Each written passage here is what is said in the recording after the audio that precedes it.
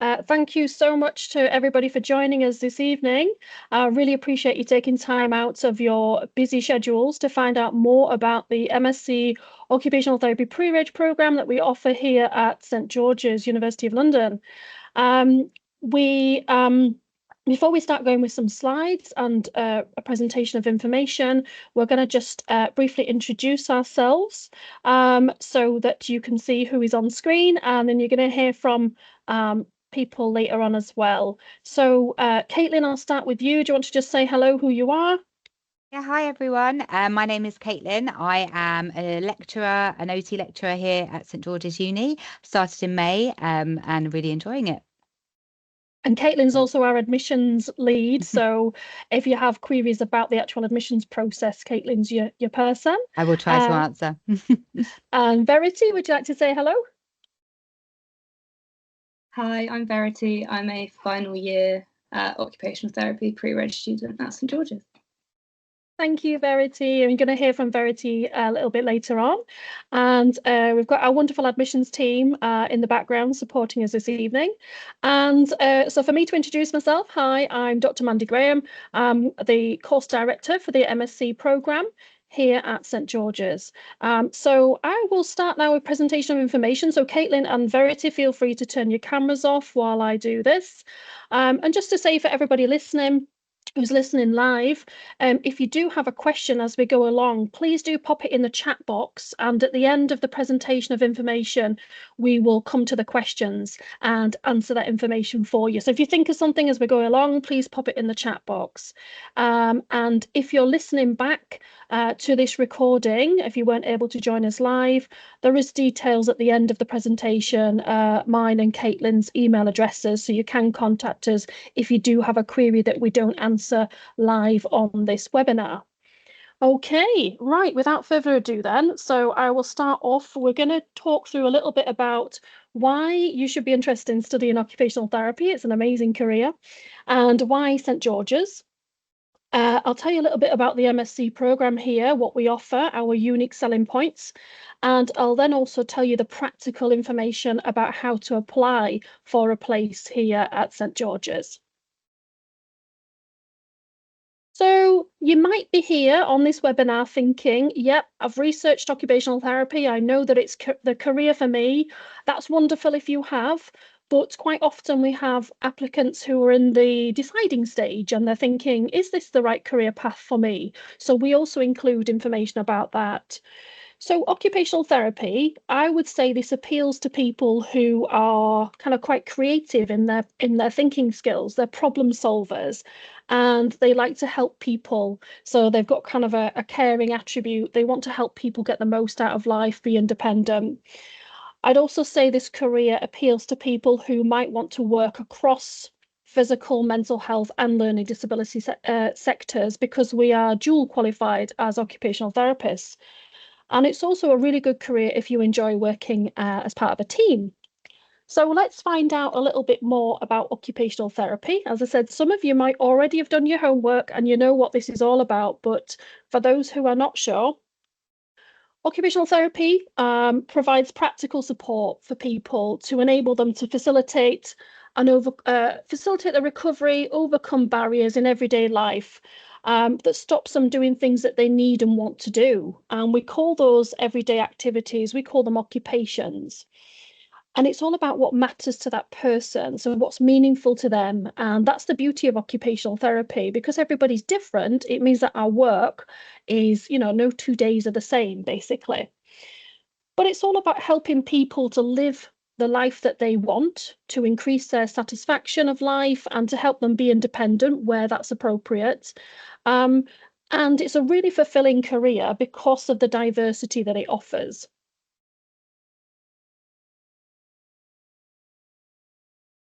So as I said, we enable people to engage in meaningful occupations. So daily activities that mean something to that person. It's part of their identity, part of their roles, their routines, their responsibilities perhaps as well. We are the only profession that uses meaningful occupation as a therapeutic tool, which sets us apart from lots of different healthcare professions. We view people very holistically. We think very much about all the different aspects which are important to people. And that means that we work across a variety of settings. So, for example, you'll find occupational therapists working in hospitals, in acute wards, working with people who've had a stroke. You'll also find occupational therapists working in the community with somebody who's experiencing a mental health difficulty.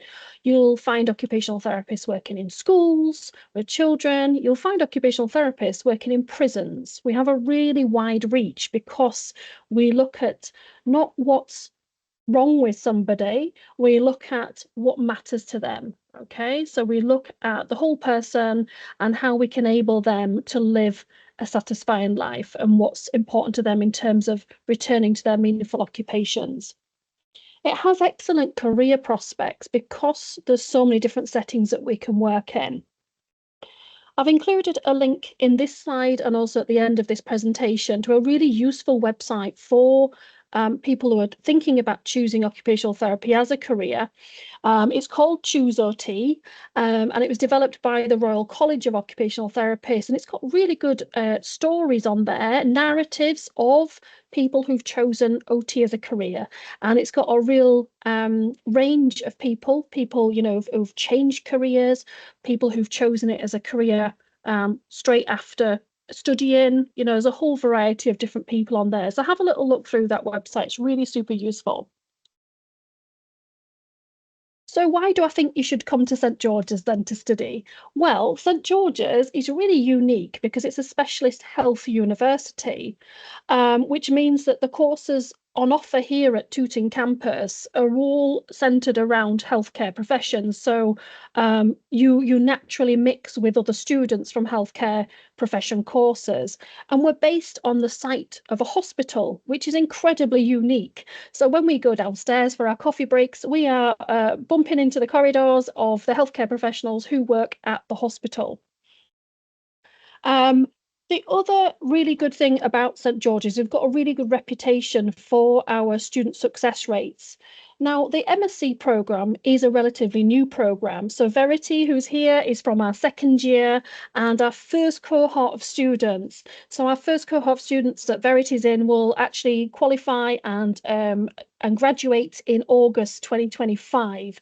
So we don't yet have outcome data from our first cohort, but we do have outcome data from our BSc programmes, and we know from those statistics that our students graduate with good degrees. We also know from our BSc cohorts that our students have really high employability rates, which means that they get a job after leaving university, and they get a really good career prospects. We do have feedback on our student satisfaction from our current MSc students. So our postgraduate taught experience survey, which is similar to the national student survey that you might have completed as an undergraduate student, that got really, really good ratings. So I'm really proud of that. And so that's something to reassure you about the programme. Students are generally super happy on the programme and tell us that they really, really enjoy it. So some specific things about St George's as well. We are focused on recruiting just quite small cohorts of students. So on the MSc programme this time round for 2025 intake, we're looking at offering 24 places. What that means is that you are likely to get to know your course mates really well. And it means as a lecturing team, we get to know you really well as an individual student. And a lot of students tell us that they really like that because it means they can come to us if they're having any issues, if they're stressed about anything. And there's a really good kind of rapport in the cohort as well. Everybody gets along. We also have a fantastic diversity of our student group because we're in Southwest London. It's fantastic in terms of the diversity of the cohort, and that brings a real rich mix of skills and experiences, life experiences, as well as work experiences and cultural experiences as well. You can be reassured that you're going to be taught by experienced teaching staff. We also bring in clinicians as guest lecturers, and we also bring in guest lecturers with lived experience. We think that's really super important here at St George's. So, for example, I could teach you about working as an occupational therapist in mental health, but I can't teach you about what it's like to experience a mental health condition. So we bring in lived experience speakers to add to the richness of your curriculum. We also have staff who are engaged in research as well, and one of the modules on this course means that you will have the opportunity to carry out your own primary research study, which is super exciting. Our facilities here at St George's, we have our regular classrooms, as you might expect, but we also have some practical spaces as well. And for the occupational therapy team, we are often found in the Art of Living suite, which hopefully when you come for a campus tour, you will get to see that. But basically, we have living facilities, so a kitchen, a bathroom, kind of a lounge area, and we do lots of practicals within those rooms. Our library at St George's is really well stocked with physical books, but also e-books. So as course director, I'm acutely aware that a lot of our students have long commutes, might be travelling for quite a distance to get to campus. We don't want that to be a barrier to you being able to access the resources that you need. So where possible, wherever possible, we will always purchase e-books as well as physical copies so that you can access our learning resources from the comfort of wherever you are. Within our library, there's also really nice study spaces, group study spaces, individual study spaces, pods where you can go and shut off and have some quiet time to study. So a really good resource there for students. And you also get, which isn't on this slide, free printing here at St George's, which I'm sure Verity will agree is super helpful because a lot of universities charge for printing. So we're currently offering free printing. We also have on site, which is super unique, is a pathology museum. So in year one, when we're studying anatomy and physiology, you get to go to the pathology museum, actually look at specimens of kind of a brain kind of sliced. So you can actually see, the anatomy of something. And it's a fantastic experience, and students often rate that as really useful to their learning. Also, we have excellent student support in many different areas. Our welfare support is really good, and our academic skills support is super good, as well as personal tutoring from the course team. So a little bit about the programme then. So we're talking about the MSc pre-registration programme, which is a fast-track 2-year programme. Upon successful completion of the programme, gives you eligibility to register with the Health and Care Professions Council, HCPC, which is what you need to practice within the UK. You can also apply for membership of the Royal College of Occupational Therapists and the World Federation of Occupational Therapists as well. So with the MSc programme, students are coming to us obviously having done an undergraduate degree, and they're coming here to train to be an occupational therapist on an accelerated route. And I say that a couple of times in this presentation, just to make no mistake about that fact. It is a fast-paced course. It is a full-on course, but it means that you are done within 2 years and you're qualified, and then you can go and work as a qualified occupational therapist. So we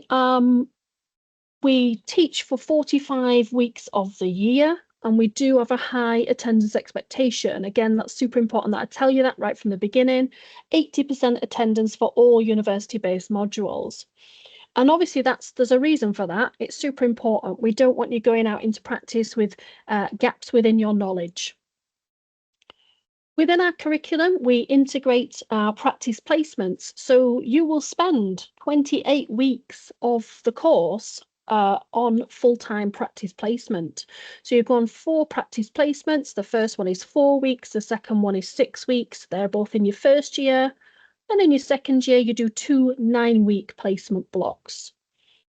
We organise your placements for you. I know a lot of people are worried about having to organise that. No, we've got a fantastic placements team here. They organise that for you. They also look at whether you have any individual requirements for placement, any reasonable adjustments, etc., caring responsibilities. Placements are generally within the Southwest London area, but there may be some other options if you live outside of that area. We offer a problem-based learning curriculum here, and I'm super proud of that because our educators in practice give us really good feedback, because what that means is our students develop skills with problem solving, with kind of team working skills. They're really good at collaborating and researching things, and that's all due to our problem-based learning curriculum. If you're able to join us for one of our events further along in the academic year, we talk to you a bit more about what problem-based learning means, and also on our in-person open days as well.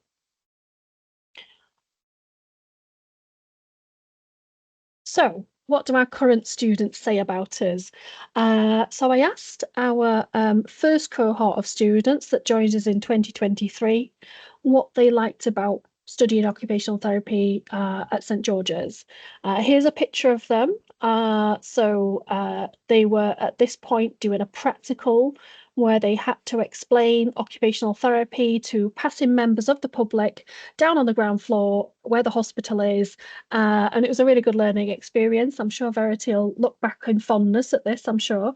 And it was part of celebrating National Occupational Therapy Week. But here's what some of our students said. So they liked that staff were always happy to help and were super friendly, easy to approach. They commented that lecturers were enthusiastic in their teaching, which helped motivate them. They said being at St George's gave them the chance to meet various healthcare professionals on the campus site, and they liked the small supportive cohort. Other students like the fact that the course is organised with a good structure. So we have I'll show you the contact time and schedule in a moment. We have a set structure for the timetabling for the MSc, which means it gives you flexibility for things like part-time work, etc. Students also liked the fact that we were doing problem-based learning. That's what PBL stands for. And that they like the fact that studying occupational therapy means that they are able to work in a really wide range of settings. They like the fact that campus was on the hospital site. It was busy, it's bustling, it's got a bit of a vibe to it, but it's also super friendly. And they like that there was a real focus on practice, getting ready to hit the ground running, lots of skills and knowledge to be able to cope on practice placement. So some nice feedback there from our students. Here's the modules of the MSc curriculum. Now, I appreciate this is quite a lot of information to take in, but it just gives you a bit of a snapshot of what you'll study in year 1 and in year 2.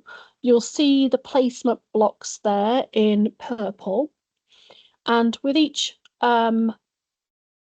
placement block, you get a week before the placement starts to come to university for a placement preparation week. And within that week, we do lots of skills-based practicals with you. We talk to you about things that you're going to experience on placement and the support. We talk to you about the paperwork that you need to fill out on placement, etc. In terms of the academic modules, you start year 1 by studying what we mean by occupation. That is our theory, that is our science. We study all that. We also study anatomy and physiology as well within that module. Then we move on to the second module, Theory and Foundations of Occupational Therapy Practice, which is learning about how to be an occupational therapist in essence. We do a lot around professionalism, a lot about building therapeutic relationships with our clients, and then also we learn about the different parts of what we call the OT process, how we assess our clients' needs, how we then treat them, and interventions that we might do after setting goals collaboratively, etc. The third module really builds upon that foundational skills, and we learn more about complex clients, and we learn more about interventions that we might do both on an individual basis and a group basis as well. The final module of year 1 is where you write a research proposal for the research you're actually going to carry out in year 2. So year 2, we have our research in practice module, which is where you carry out your primary research study. So our year 2 students are doing that at the moment. So what we mean by primary research is that you actually data collect. So you either do interviews, for example, focus groups, or you might do a survey. You collect data. We have to go through an ethical approval process. And then it's really exciting because you get to choose your research topic. So hold that in mind, because not all universities offer primary research studies to students. A lot of universities get you to do like a literature review, for example. So I do think that's a really good selling point here at St George's. The other 2 modules in year 2 are much more contemporary. We're looking at working with diverse populations in contributing to communities, working, for example, with a homeless population, with people who have refugee status, with people who are prisoners, or people who come from marginalised communities. And the Advancing Contemporaneous Occupational Therapy practice module is all about leadership and service development and quality. So we have a really wide-ranging scope of academic modules across the 2 years, complemented by practice placements, which mean that you're getting to put into practice the skills that you've learned in the classroom. So this is what a typical week looks like. And I say typical because obviously whenever we say something, we always have to have that one-liner of subject to change. Potentially it could change, but this is how things are for the moment in time. We currently have students coming in all day on a Tuesday to campus and all day on a Thursday. And then we teach online on a Wednesday morning. So it's a hybrid curriculum, and the reason why we did it this way was because we're acutely aware a lot of students within London have quite considerable commute times. It might take them an hour and a half, sometimes longer to get to campus. So we're not going to be bringing you in for like 2 hours, for example. When you're in for a full day. So on a Tuesday and Thursday, the sessions start at 10 a.m. We don't ask you to come earlier than 10 a.m. because, again, we appreciate that might be quite tricky to get across London as well. And we go till 5 o'clock. So it is a long day, but at least you know you're here. And we also think about the cost of living crisis as well, and also for sustainability purposes as well. So you're cutting down your amount of travel that you're doing.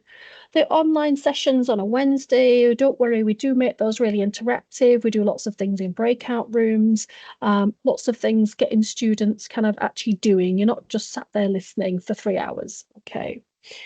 What that means is on a Monday and Friday is it gives you flexibility for independent study. So please don't go thinking this is a 2.5-day course. It isn't. It's a 5-day-a-week course. It's a full-time course, and you must commit to studying for 2.5 days on top of your 2.5 days contact time with us. But you do have flexibility. So, for example, some students do their studying on a Monday and a Friday and Wednesday afternoon. Some students work a part-time job on those days and then choose to do their studying on a weekend or in an evening time. It's absolutely up to you as an adult learner to manage that and what works best for you, your responsibilities, the demands. You know, we know that life as a student is not just being a student. We're totally empathetic to that you might have other life demands that you need to juggle at the same time. But please do appreciate that you do have to put the hours in for the studying as well, on top of the contact time at university. So our programme, as you would expect, we're studying the theory and practice of occupational therapy. It's underpinned by something called occupational science, which is all about how we study humans as occupational beings. We look very much about the interaction with the environment, and we've got a strong emphasis on research and evidence-based practice, which is further complemented by the fact that you get to do a primary research study with a dedicated research supervisor. And our practice placements, as I mentioned before, are in and around the South West London area and beyond. We also do have some opportunities for international practice placements as well. Here's our lovely second year students here. They have consented to being in these photos. I wanted to show you some pictures of what it looks like here. So we do a lot of active learning. What we mean by that is you're not just sat in a lecture. In fact, we never use lecture theatres. We're always kind of in a classroom or a practical space. So here you can see they're doing some hands-on stuff around crafts. We're making a model and sometimes Lego as well. We'll do things like debates. We do lots of kind of hands-on stuff to help you, because we know that the research says you're more likely to remember it if we do it this way rather than us just talking at you. Again here, so in the picture on the left-hand side, they're actually doing an escape room. Don't know if you remember this, Verity, in year one. And there were two teams, and they had to compete to see who cracked the escape room puzzle the first. And we've also got pictures of us in class when we're practicing our client interaction skills, and on National Occupational Therapy Week as well. So lots of active learning. I mentioned earlier that we had really good support for students. So I've actually worked at 3 universities, and so I feel like I'm qualified to say this. It is really, really good student support here at St George's. You have a dedicated personal tutor. You've also got the support from your peers. We have a student life centre, which basically can signpost you to lots of different advice that you might need while you're here. If you have any additional needs, we have a dedicated disability team who can support you with reasonable adjustments, extra time in exams, etc., things like that.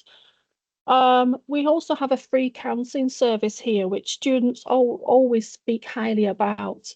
And we have support as well from our Students' Union, and we have support as well from our Academic Success Centre, which are there to help you refine your study skills. So the course team are here to teach you about occupational therapy, but we also have a dedicated study skills team called the Academic Success Centre that you can go to. You can take an essay plan, you can take your reference list, and they'll help check that you're on track with everything. And they also come into class, and we invite them in to do certain sessions with you. For example, one of the early sessions that we do on the master's programme is around critical writing, and that's because for a lot of students, you're stepping up from having done an undergraduate degree to now then level 7 learning at masters.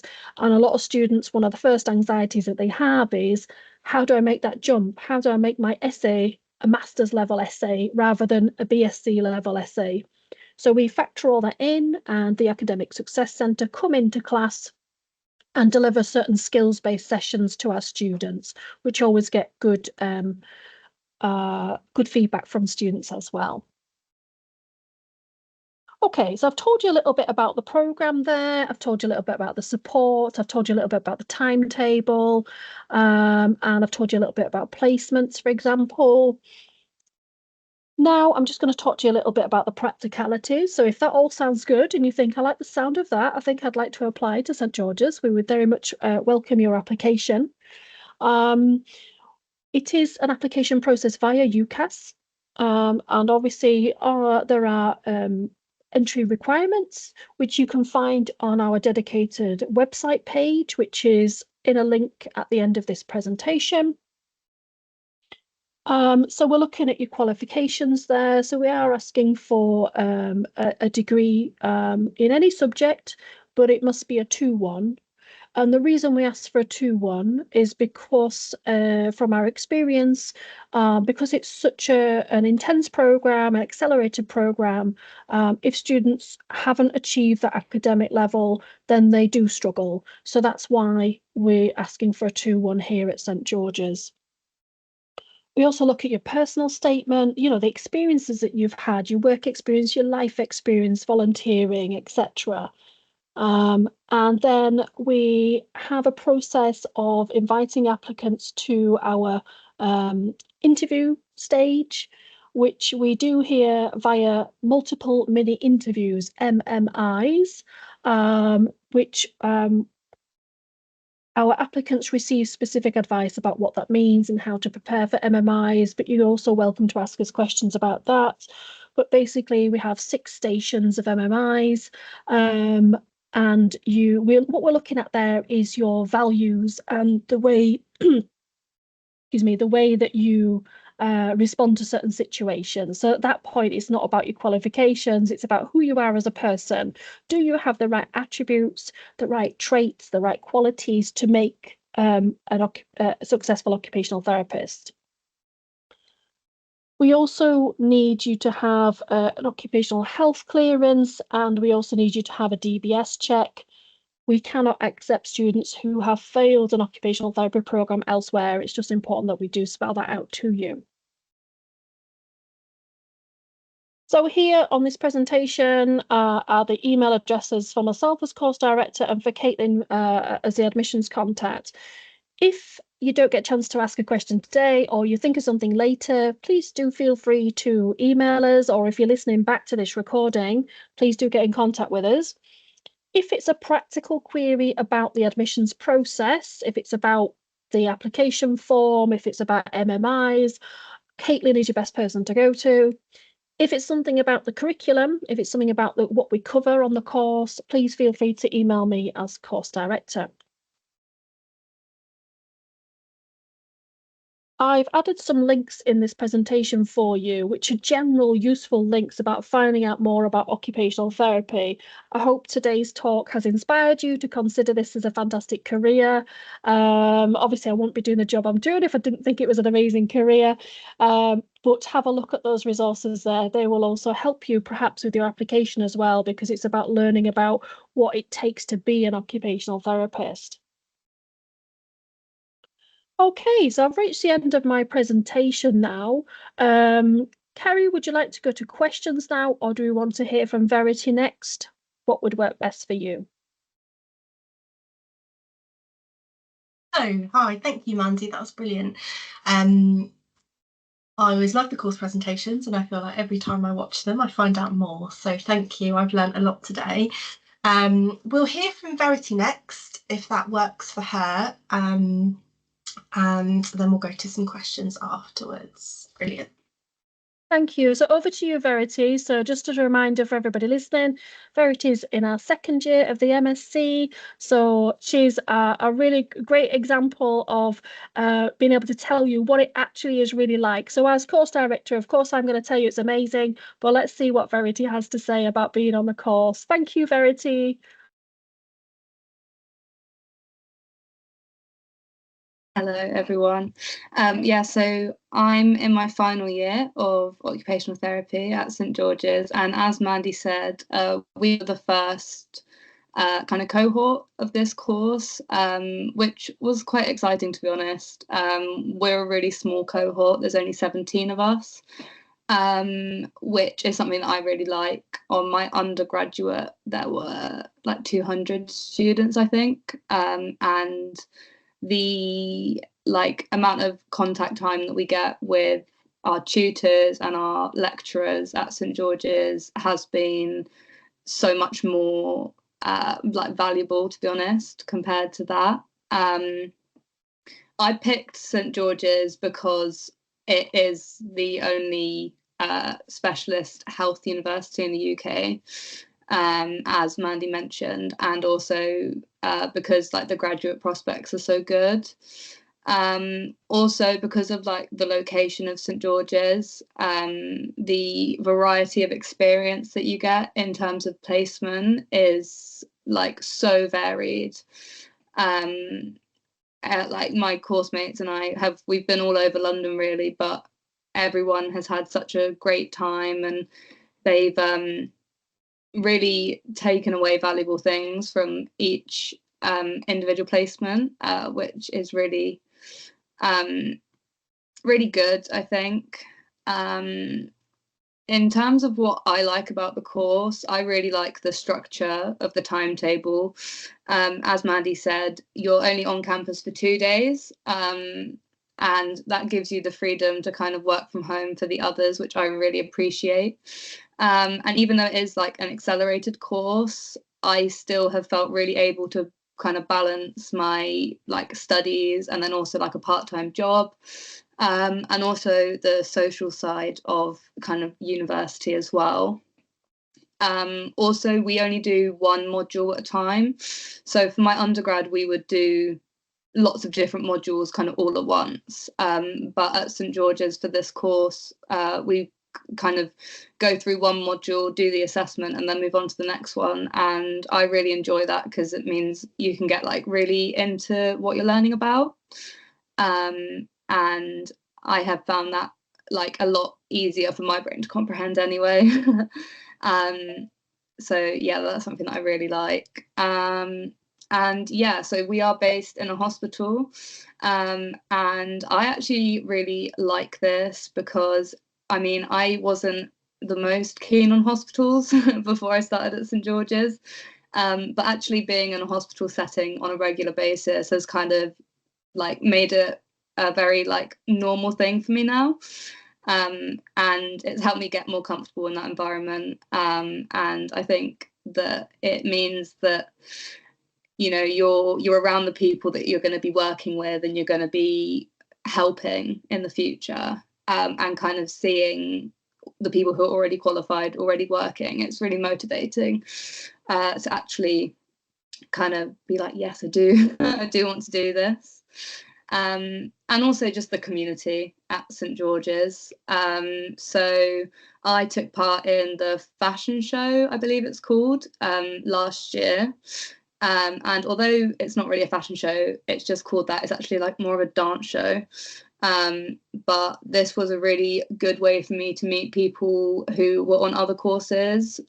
So I've now got really good friends who are in like their final year of medicine. And it was really nice to kind of branch out and meet those people who are like studying these other courses as well, because at the end of the day we're all going to be kind of on the multidisciplinary team together. So it was really nice to meet other people. I commute to campus, so I never lived in the halls. I know that at least 3 of the people on my course, they did live in halls in first year, and from what I heard, they really enjoyed it. I believe they are, yeah, they really enjoyed it. In terms of my commute, I live about an hour away on public transport, but honestly, it's not been too bad. I kind of use the time to read or kind of make sure I'm prepared for the day. There are some people that I know who commute much longer than I do. But it's not been too bad. There's only been kind of a couple of times where there's been tube strikes, and then there's always buses. So it's never been too much of an issue for me, to be honest. And yeah, the Tooting area is also a really diverse area, and it's really lively. You know, there is like a large student population there, especially like the medicine students who are there for like 5 years, I think, based in the area. So there's such a range of like restaurants and places that you can go. The Tooting Broadway Market has loads of kind of hidden gems. And I personally like Tooting because it's actually quite far out from central London. So although it is still very busy, it feels like more of a community than other parts of London. So yeah, I don't know if there are any questions or... Thank you so much, Verity. That was wonderful. Yeah, You brilliant. covered so much there in terms of what it's like as a student, you know, from studying, the timetable, your commute, the social life, your friends who've been in halls. Thank you so much. That's super useful. I'm sure people listening will have really appreciated that. Thank you so much. Kerry, would you like to go to questions now? Yes, so I thought, whilst see if anyone else has any like final questions before we launch into them, I thought I would just share some some information about something quite big that's happened at the university recently. Would you like me to So reshare my screen? Sorry. I'm getting them up now, but I'll let Okay. you know. Okay, hopefully you can see this. Can you see my slides? Yes, that's great. Fabulous. Okay. So you might have been aware, and Mandy's background might have given it away, that in August, St George's actually merged with another institution, which is City, University of London. So I'm actually on the wrong slide, so let me go back one. So as I said, we've merged with City University of London, and we are now officially known as City St George's. But you might be wondering, but why am I attending an event hosted by St George's University of London? Well, I appreciate it might be a bit confusing. So whilst we are formally and officially City St George's, and we are what is now called the Tooting campus of that university, we are kind of recruiting as St George's this year. So our application cycle, our admission cycle, we are still St George's, and City are still doing their admission cycle as City. And the idea is that from next year, we will kind of run our admission cycle together as City St George's.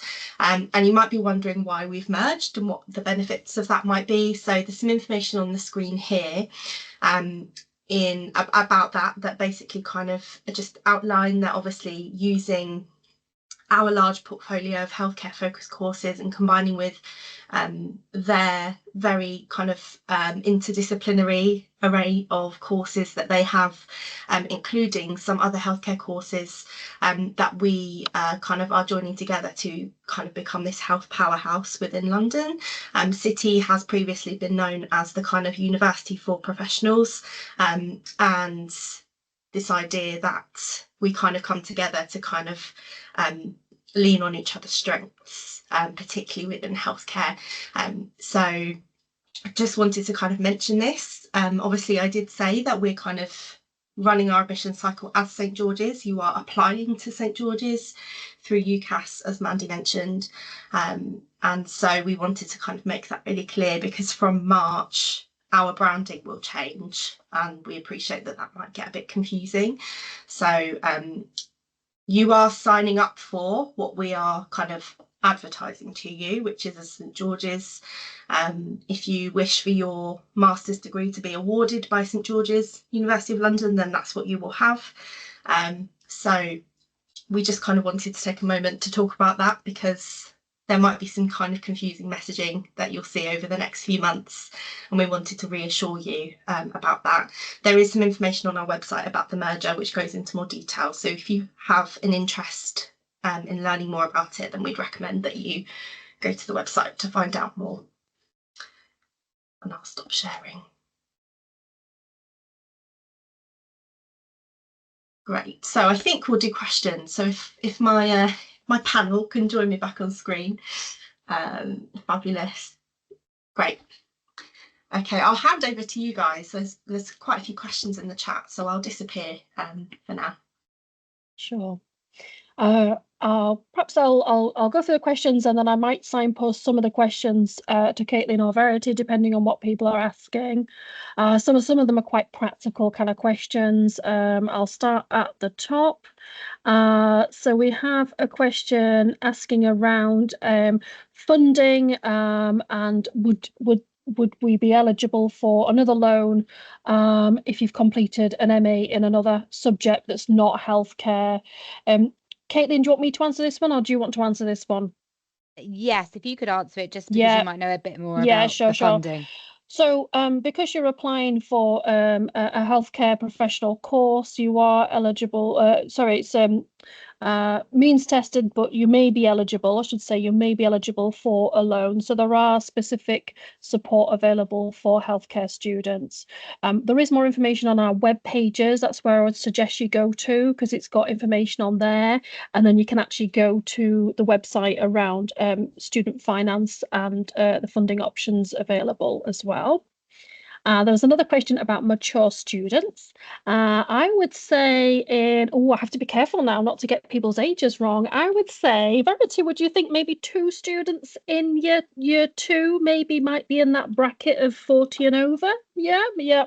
Year 1, what do you think, Caitlin? No, year 1 are Not so quite many. They're young. quite young, actually, aren't they? They are a different demographic. It varies from year to year, but whatever your age, you are more than welcome to apply here at St George's.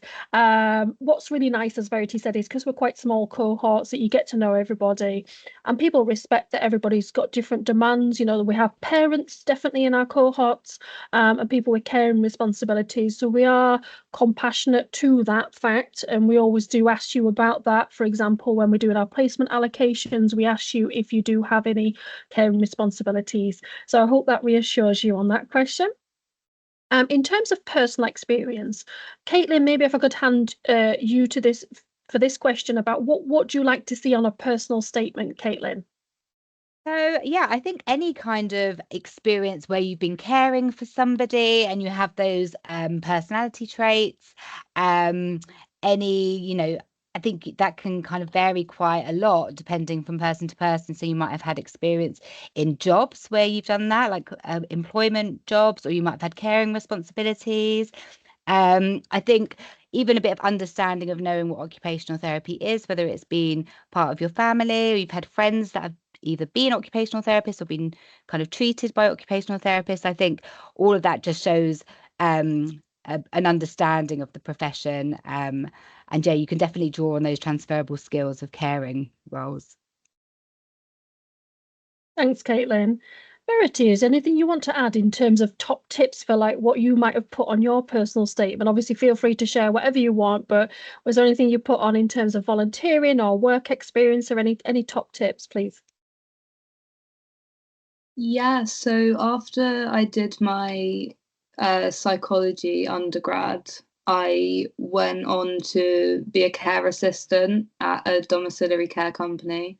And I think that experience really gave me a lot of like knowledge on just kind of how to talk to people and like those interpersonal skills that are so important as like I go into a healthcare profession.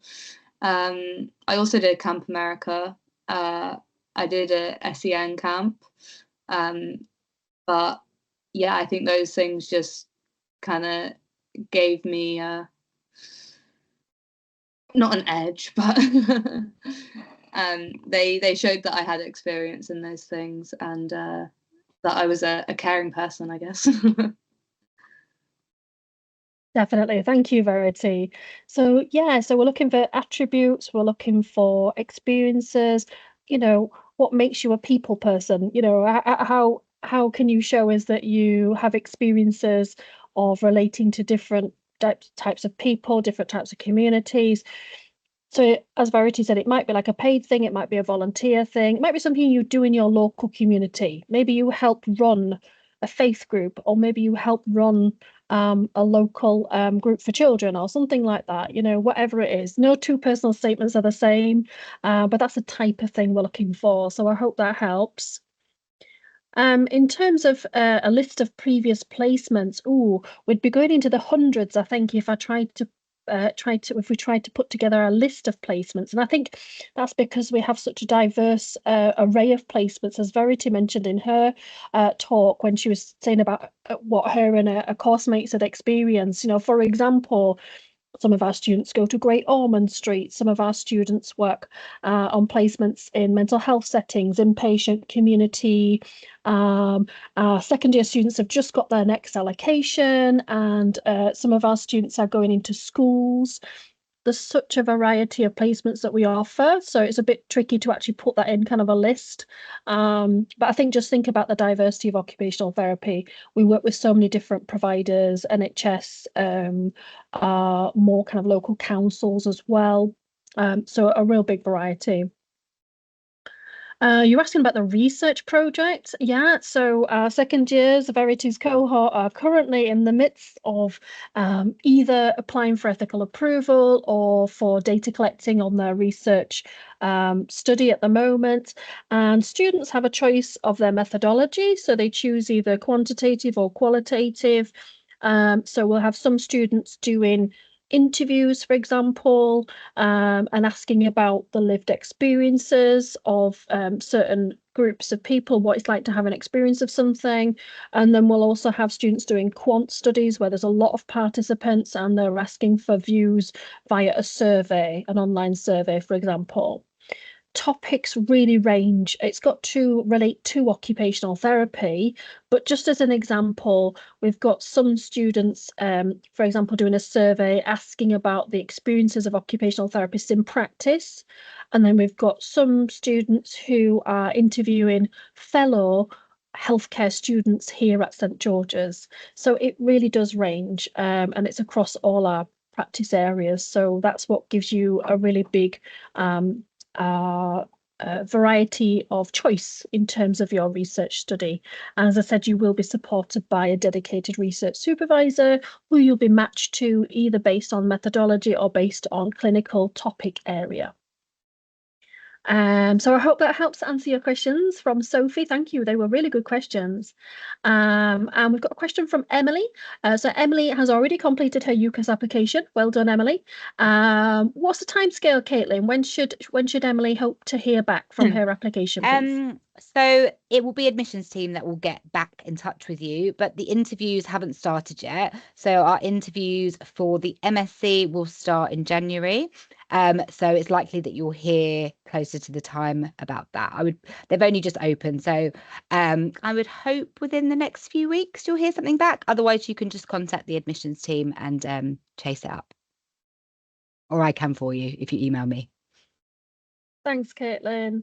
So yes, our interviews don't start until January, so it won't be long, hopefully, before you hear something. And that's when we start our interview schedule. We got a question from Sophie. That's a really good question. Thank you for mentioning that, because I forgot to say that in my talk. Do you get to choose what placements, or do you get to give preferences? You get to submit a preferences form. So before each placement, several weeks before the placements team will send all students a form to fill in. And on that preferences form, you put things like any special requirements for your placement in terms of if you do have any reasonable adjustment requirements, if you do have any caring responsibilities, for example. But then you can also put on your form what you would prefer in terms of clinical areas. So it is a preferences, it's not a guaranteed. This time round, apparently we had lots of students asking for paediatrics, but unfortunately we don't have endless paediatrics placements. So the thing is, if you don't get your preference on one time, you might get your preference the next time. But you do get to put down, for example, if there's any clinical areas that you prefer not to go into. So for example, if you had lived experience of having a mental illness and you felt that it wasn't in your best interest well-being wise to do a mental health placement, that's absolutely fine. You can put that on the form. You can also talk it through with your personal tutor. You might also have something that's a bit too close to home. You might have had a relative with a certain condition and you might think, no, actually that would be too tricky, too emotive to go into that setting. You can tell us that in confidence on your preferences form. The placements team will look at that and will allocate accordingly and sensitively to your wellbeing needs. Okay, hope that helps. Okay, and I think we've done all the questions. Yeah. How are we doing? Kerry, any other questions come through? Have we covered them all? Every time. So I think we've covered all the questions for now. If you do have any other questions, we've got a couple of minutes if you've got any final things you want to ask. Thank you, Kerry. I've just seen another question in the chat. Thank you. That's a really good question.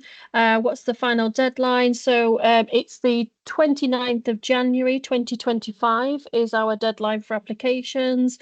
If you head to our website and as I said, it's in the chat as well, that Kerry's helpfully put in for us. You can find the entry requirements, you can find the deadline, everything that we're asking for is all on there for you. But yeah, you've got till the 29th of January.